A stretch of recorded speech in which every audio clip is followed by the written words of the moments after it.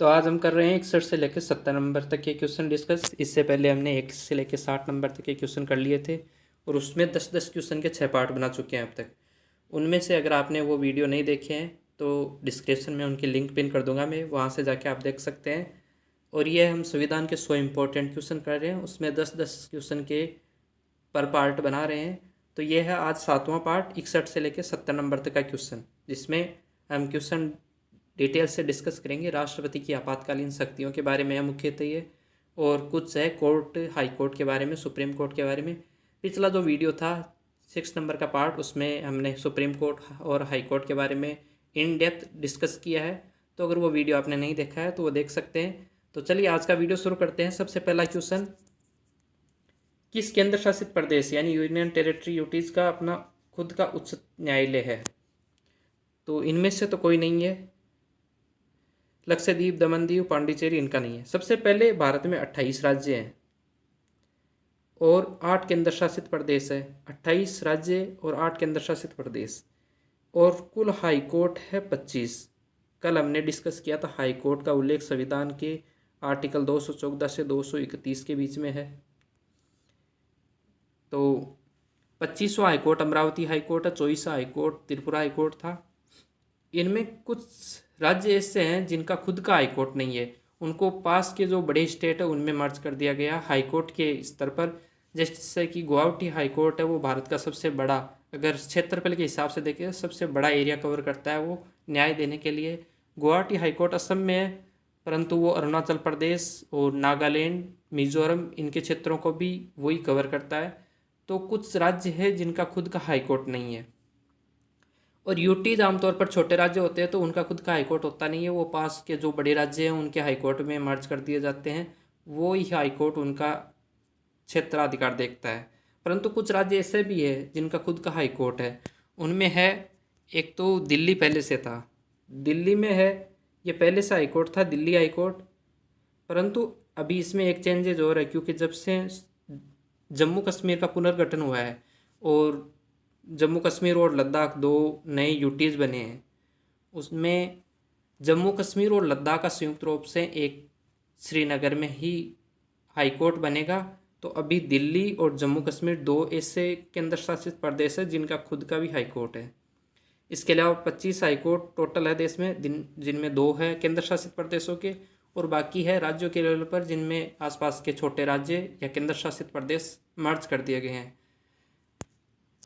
तो हाईकोर्ट का उल्लेख 214 से 231 नंबर के अनुच्छेद में है और सुप्रीम कोर्ट का उल्लेख 124 से 147 के बीच में। नेक्स्ट क्वेश्चन है अपना, राष्ट्रपति राष्ट्रीय आपातकाल नेशनल इमरजेंसी की घोषणा किन स्थितियों में कर सकता है? तो राष्ट्रपति के पास आपातकालीन शक्तियाँ होती है। राष्ट्रपति के पास बहुत सारी शक्तियाँ हैं, वित्तीय है, आपातकालीन है, न्यायिक शक्तियाँ हैं। तो आपातकालीन शक्तियों में भाग 18 जो है, भाग 18 में अनुच्छेद नंबर 352 से 360 नंबर के जो प्रावधान है उनमें आपातकालीन शक्तियाँ, और आपातकालीन शक्तियाँ केंद्र को दी गई है, और केंद्र में अगर उनको एग्जीक्यूटिव कोई उनको अमल में कोई लाएगा तो वो राष्ट्रपति है। राष्ट्रपति 352 नंबर के अनुच्छेद का प्रयोग करेगा, 356 और 360 नंबर के, और 3 तरह के आपातकाल लगा सकता है। सबसे पहले राष्ट्रीय आपातकाल, दूसरा है राज्यों में राष्ट्रपति शासन 356 के तहत, 360 के तहत वित्तीय आपातकाल। जो ये 352 वाला जो राष्ट्रीय आपातकाल है वो 3 स्थितियों में लगाया जा सकता है। पहला है युद्ध, दूसरा है बाह्य आक्रमण, और तीसरा सशस्त्र विद्रोह। तो ये तीनों कारण हो सकते हैं राष्ट्रीय आपातकाल लगने के कारण। परंतु ये जो तीसरा वाला प्रावधान है सशस्त्र विद्रोह, ये मूल संविधान में ये शब्द नहीं लिखा हुआ है। मूल संविधान में यह शब्द था कि आंतरिक अशांति के आधार पर, बाह्य आक्रमण और युद्ध के आधार पर, ये 3 आधार दिए गए थे। परंतु सशस्त्र विद्रोह बाद में जोड़ा गया था। कब जोड़ा गया? 44वां संविधान संशोधन 1978 के द्वारा जोड़ा गया था। इसको जोड़ने का एक बड़ा कारण ये था क्योंकि 1974-75 में जो आपातकाल लगा था, तीसरा आपातकाल, इंदिरा गांधी जी जब प्रधानमंत्री थी और फखरुद्दीन अली अहमद जो राष्ट्रपति थे, उन्होंने आपातकाल की घोषणा की। तो उसका आधार था आंतरिक अशांति। आंतरिक अशांति का कोई पैमाना नहीं हो सकता। अगर अपोजिशन पार्टियां कुछ विरोध प्रदर्शन करे उसको आंतरिक अशांति मान ले, या कोई छोटे मोटे प्रदर्शन को आंतरिक अशांति मान ले, तो आपातकाल लगाया जा सकता है। और आपातकाल में सारी शक्तियाँ केंद्र के हाथ में आ जाती है, जिससे उसका दुरुपयोग भी हो जाता है।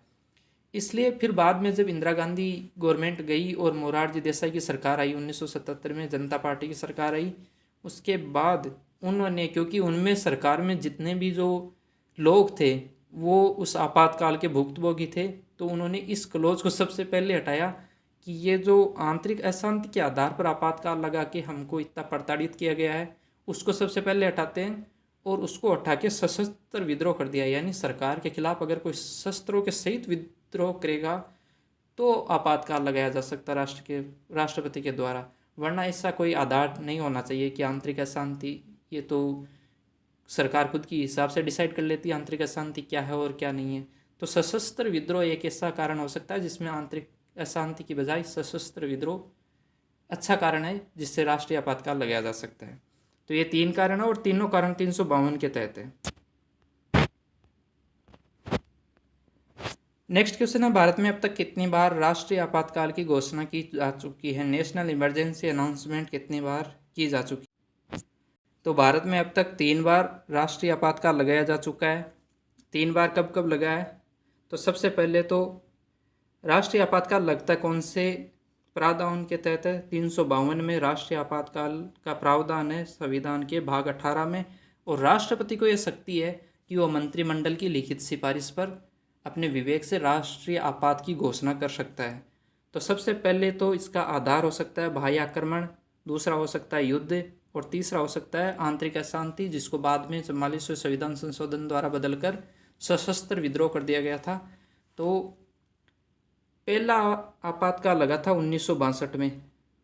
1962 में कारण था भारत चीन युद्ध, और उस समय प्रधानमंत्री थे जवाहरलाल नेहरू जी, जो कि भारत के पहले प्रधानमंत्री थे, और उस समय सर्वपल्ली राधाकृष्णन जी थे भारत के राष्ट्रपति। तो उसका कारण था बाह्य आक्रमण। और दूसरा इसमें क्वेश्चन बन सकता है, उसमें प्रधानमंत्री कौन थे? नेहरू जी थे। राष्ट्रपति कौन थे? सर्वपल्ली राधाकृष्णन जी थे। और ये 352 के तहत लगाया गया था। और 352 के तहत दूसरा आपातकाल लगा 1971 में। इसका भी कारण युद्ध था, क्योंकि पाकिस्तान से 1971 में युद्ध हो रहा था, तो इस कारण उसको लगा दिया गया 1971 में दूसरा आपातकाल। वैसे 1965 में भी पाकिस्तान से युद्ध हुआ था, पर उस समय आपातकाल नहीं लगाया गया था, क्योंकि उसका कारण यह था क्योंकि 1962 में जो आपातकाल लगा था उसकी अवधि खत्म नहीं हुई थी, वो चल रहा था। तो उसी में यह आक्रमण भी हो गया, तो बाह्य आक्रमण के आधार पर दूसरा आक्रमण हुआ था पाकिस्तान का 1965 में, तो इसी के अंतर्गत उसको देख लिया गया था। फिर दूसरा आपातकाल 1971 में पाकिस्तान युद्ध के कारण, और तीसरा और अंतिम आपातकाल लगा है भारत में 1975 में। प्रधानमंत्री थी इंदिरा गांधी जी। 1971 वाले में इंदिरा गांधी जी थी, पर उस समय राष्ट्रपति वीवी गिरी थे। परंतु 1975 में जो आपातकाल लगा वो यूनिक था, और ये अलग भारत की जो आज़ाद होने के बाद हिस्ट्री है उसमें लैंडमार्क है ये 1975 का जो आपातकाल है, क्योंकि उसमें अपोजिशन पार्टी के लीडर्स को बहुत यातनाएं दी गई थी। तो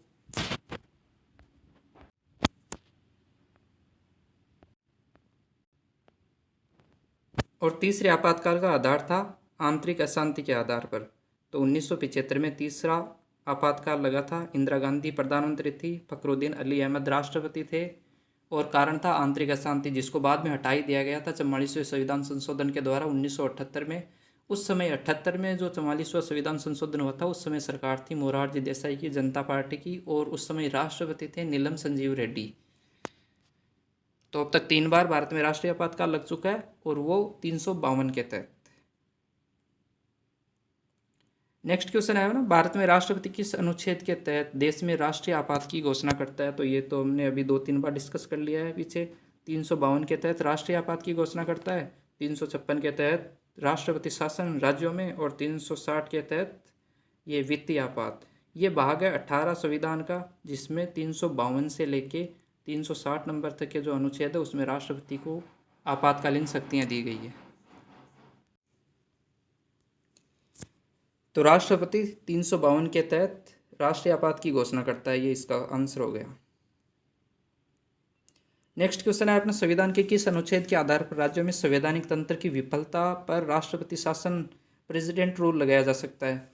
तो सबसे पहले राज्य में अगर संवैधानिक तंत्र विफल हो जाता है, इसका मतलब है अगर सरकार के पास बहुमत नहीं हो, कोई सरकार नहीं हो पावर में, या फिर कानून का उल्लंघन हो रहा हो, सरकार अगर कानून इम्प्लीमेंट नहीं कर पा रही है, अव्यवस्था फैल रही है राज्य में, तो राज्यपाल ये सिफारिश करेगा 356 अनुच्छेद के तहत कि राष्ट्रपति द्वारा राष्ट्रपति शासन लगाया जाए।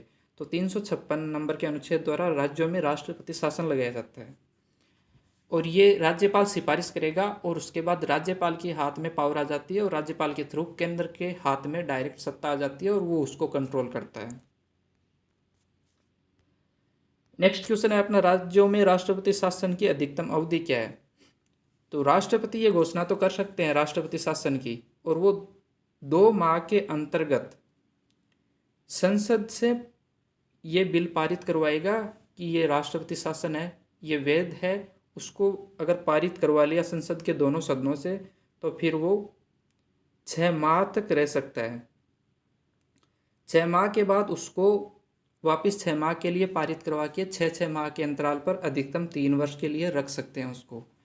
हालांकि ये 42वें संविधान संशोधन में 1976 में ये चेंज किया गया था कि इसको 1 साल कर दे और 1 साल अनुमति लेके 3 साल तक अधिकतम रखा जा सकता था, परंतु वापस 44वें संविधान संशोधन के द्वारा इसको 6 माह ही कर दिया गया और 6 माह के अंतराल पर इसको अनुमति लेके और इसको राष्ट्रपति 3 वर्ष तक रख सकते हैं अधिकतम। अभी जम्मू कश्मीर में जो चल रहा है वो राष्ट्रपति शासन, उसको 3 साल पूरे हो जाने के बाद उसको वापस लगाया गया है। तो इसका उत्तर तो हो जाएगा 3 वर्ष, अधिकतम 3 वर्ष के लिए लगाया जा सकता है। हालांकि उसको पहले जारी करेगी अधिसूचना, राष्ट्रपति के द्वारा जारी की जाएगी और फिर संसद इसको 2 महीने के भीतर अपनी अनुमति देगी और फिर 6 माह तक के लिए ये लागू हो जाएगा। अगर 2 माह के भीतर संसद अनुमति नहीं देती है तो ये अपने आप खत्म हो जाता है, और अनुमति दे दी तो 6 माह तक रहेगा, फिर 6 माह के बाद 6 माह के लिए और बढ़ाया जा सकता है। ऐसे करके 3 साल तक इसको बढ़ा सकते हैं। नेक्स्ट क्वेश्चन है, संविधान के किस अनुच्छेद के आधार पर देश में वित्तीय आपात की घोषणा की जा सकती है? फाइनेंशियल इमरजेंसी किस अनुच्छेद के तहत? तो अनुच्छेद 360 के तहत फाइनेंशियल आपातकाल घोषित किया जा सकता है और ये राष्ट्रपति द्वारा आपातकालीन घोषणाएं की जाती है। 352, 56 और 60 ये 3 आपात है। ये 3 ही इम्पोर्टेंट है जो राष्ट्रपति जारी करते हैं, कैबिनेट यानी मंत्रिमंडल की लिखित सिफारिश पर जारी करते हैं। और 352 के तहत राष्ट्रीय आपातकाल, 356 के तहत राज्यों में राष्ट्रपति शासन और 360 के तहत वित्तीय आपातकाल। हालांकि ये जो वित्तीय आपातकाल है ये भारत में कभी नहीं लगा है अभी तक। तो 352 वाला 3 बार लग चुका है और 356 वाला राज्यों में इसकी तो अनगिनत बार प्रयोग हो चुका है राष्ट्रपति द्वारा, परंतु 360 नंबर का जो वित्तीय आपातकाल है इसकी एक बार भी घोषणा नहीं की गई है भारत में, ऐसी कोई सिचुएशन आई नहीं है अभी तक। और 358 नंबर और 59 नंबर के जो आप ये जो अनुच्छेद है इसमें ये प्रावधान किया गया है कि जो राष्ट्रीय आपातकाल लगेगा उसमें 20 और 21 नंबर के अनुच्छेद है ये निलंबित नहीं होंगे। बाकी जो 19 के तहत, अनुच्छेद 19 के तहत जो स्वतंत्रताएं दी गई है 6 प्रकार की, वो निरस्त की जा सकती है। बोलने की या अपने को एक्सप्रेस करने की जो भी है, ये जो पत्रिकाएं होती है, समाचार एजेंसियां या न्यूज़ की, ये जो स्वतंत्रता है 19 के तहत दी गई है ये छीन ली जा सकती है राज्य द्वारा। पर 20 और 21 नंबर के, जिसमें 20 में है, अनुच्छेद 20 में है दोष सिद्धि से संरक्षण और अनुच्छेद 21 में है विधि द्वारा स्थापित न्याय प्रक्रिया द्वारा ही दंड दिया जाएगा या किसी को जीवन जीने का अधिकार छीना जाएगा तो वो विधि द्वारा स्थापित प्रोसेस का पालन करके ही छीना जाएगा, वरना नागरिक को जीने का अधिकार होगा। तो 20 और 21 नंबर के अनुच्छेद निलंबित नहीं होंगे।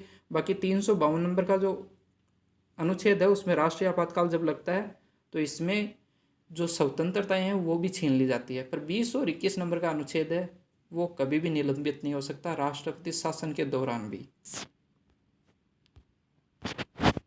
नेक्स्ट क्वेश्चन है ना, संसद द्वारा अनुमोदन के बाद किसी राज्य में राष्ट्रपति शासन एक बार में कितने समय तक बढ़ाया जा सकता है? तो राज्य में राष्ट्रपति शासन कितनी बार बढ़ाया जा सकता है?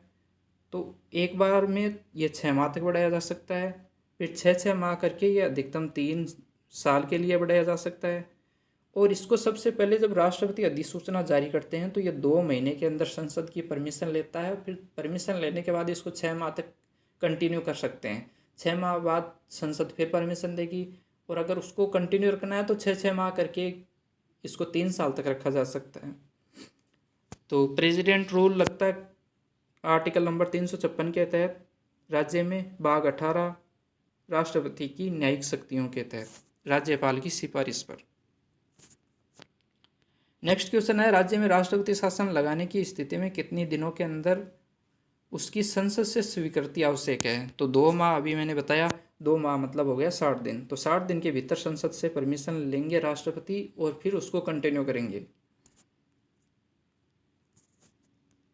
नेक्स्ट क्वेश्चन है अपना दल बदल, पार्टी चेंजेस से संबंधित कानून का उल्लेख किस शेड्यूल में है, किस अनुसूची में है? तो ये अनुसूची, सबसे पहले अनुसूचियां है 12, अब भी 12 अनुसूचियां, परंतु मूल संविधान में ये थी 8 ही। तो 4 नई कौन कौन सी जोड़ी और दल बदल वाली अनुसूची कौन सी है और क्यों बनी, इसका कारण है और किन के टाइम में ये बनी। सबसे पहले दल बदल वाली अनुसूची है वो 10वीं है। बनी कब? ये 1985 में बनी। प्रधानमंत्री कौन थे? ये थे राजीव गांधी जी। राष्ट्रपति कौन थे? ज्ञानी जैल सिंह जी राष्ट्रपति थे 81 से 86 तक। उस समय क्या हुआ, जब 1985 में राजीव गांधी जी चुनाव जीत कर आए तो उनको बहुत भारी बहुमत मिला था, 412 सीटें मिली थी। इतिहास की सबसे ज़्यादा सीटें हैं वो नेहरू जी को, इंदिरा गांधी जी को भी नहीं मिली थी इतनी जितनी राजीव गांधी जी को 412 सीटें मिली थी। परंतु इतनी ज़्यादा सीटें मिल जाती है तो फिर बहुत ज़्यादा जिम्मेदारियां भी बढ़ जाती है कि इनको मैनेज करना है इतने सदस्यों को। तो राजीव गांधी को यह डर था कि पार्टी कहीं टूट न जाए या छोड़ के चले नहीं जाए, गुट नहीं बन जाए। तो उन्होंने ये प्रावधान किया, पार्टी अगर छोड़ेंगे तो वो अयोग्य हो जाएंगे। तो दल बदल विरोधी जो कानून है वो अनुसूची 10 बनाई गई 1985 में, और ये 52वां संविधान संशोधन किया गया था, उसके तहत इनको जोड़ा गया।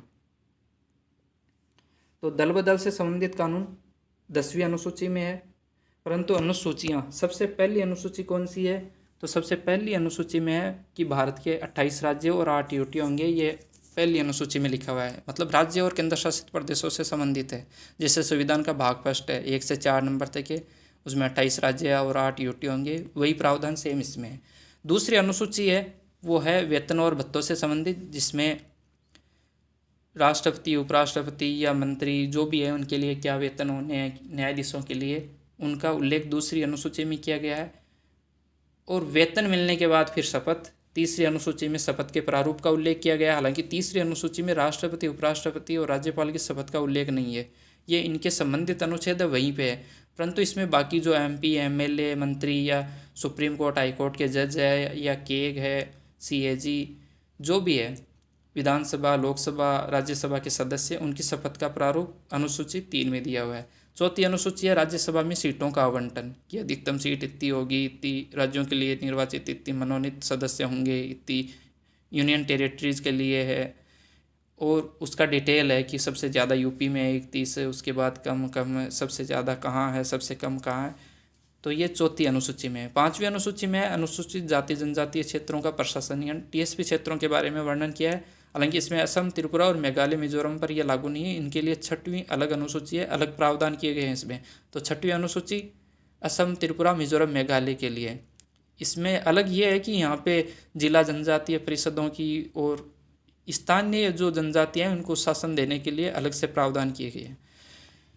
फिर 7वीं अनुसूची है केंद्र राज्यों के मध्य शक्तियों का विभाजन, जिसमें 3 सूची का वर्णन है, संघ सूची, राज्य सूची, समवर्ती सूची। जिसमें संघ सूची में अभी 100 विषय हैं, राज्य सूची में 61 है और समवर्ती सूची में 52 विषय हैं। तो जिन पे केंद्र कानून बना सकते हैं या राज्य कानून बना सकता है या फिर दोनों कानून बना सकते हैं, वो समवर्ती सूची। फिर 8वीं जो अनुसूची है उसमें भाषाओं से संबंधित उल्लेख कि 22 भाषाएं होगी, मूल रूप से 14 थी, पर बाद में फिर अनुसूचित भाषाओं की संख्या हो गई 22 संविधान संशोधन करके। और 9वीं अनुसूची, 8 मूल थी, तो 9वीं अनुसूची कब आई? तो पहला ही संविधान संशोधन जब हुआ था 1951 में, नेहरू जी की सरकार के द्वारा, राजेंद्र प्रसाद जी राष्ट्रपति थे, तो पहला संविधान संशोधन हुआ, उसमें 9वीं अनुसूची को जोड़ा गया था। 9वीं अनुसूची में क्या है? भूमि सुधार से संबंधित जो अधिनियम है वो 9वीं अनुसूची में है। और 10वीं अनुसूची ये 1985 में आई थी और दल बदल से संबंधित है, ये 52वां संविधान संशोधन है। 11वीं अनुसूची जो है वो पंचायतों से संबंधित है, पंचायतों का गठन, उनका चुनाव कौन करवाएगा, इनके बारे में जो भी वर्णन है वो 11वीं अनुसूची में है और ये था 73वां संविधान संशोधन 1993 का।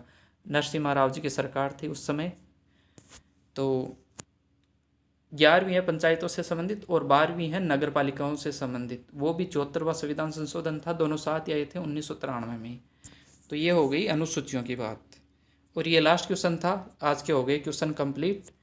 आज हमने 61 से लेके 70 नंबर तक के क्वेश्चन डिस्कस किए। मोस्टली आपातकालीन वाला पार्ट इसमें था और ये हमारा 7वां नंबर का पार्ट था इस वीडियो का, जिसमें हम संविधान के 100 इम्पोर्टेंट क्वेश्चन कर रहे हैं, जिसमें लगभग कवर कर लेंगे हम, जिसमें शुरू से संविधान की जब रचना हो रही थी वहाँ से क्वेश्चन लेके लास्ट तक जो 22 भाग है उनके जो इम्पोर्टेंट क्वेश्चन बन रहे हैं वो डिस्कस कर रहे हैं हम। कल हमने सुप्रीम कोर्ट हाई कोर्ट वाला पार्ट डिस्कस किया था और आज हम जो है अनुसूचियों से संबंधित या फिर राष्ट्रपति की आपातकालीन शक्तियों के संबंधित जो है इनके बारे में हम डिस्कस कर रहे हैं। तो ये हो गए 7 पार्ट और नेक्स्ट पार्ट में 71 से लेकर 80 नंबर तक के क्वेश्चन हम करने वाले हैं। और इससे पहले 1 से लेकर 60 नंबर तक के क्वेश्चन हम 6 पार्ट में कर चुके हैं। अगर उनमें से आपने कोई वीडियो नहीं देखा है तो डिस्क्रिप्शन में उनके लिंक मिल जाएगी, आप वहाँ से जाके क्लिक करके उसको देख सकते हैं। और इसको देखने के बाद आप फीडबैक यानी अपना कमेंट शेयर कर सकते हैं। Thank you.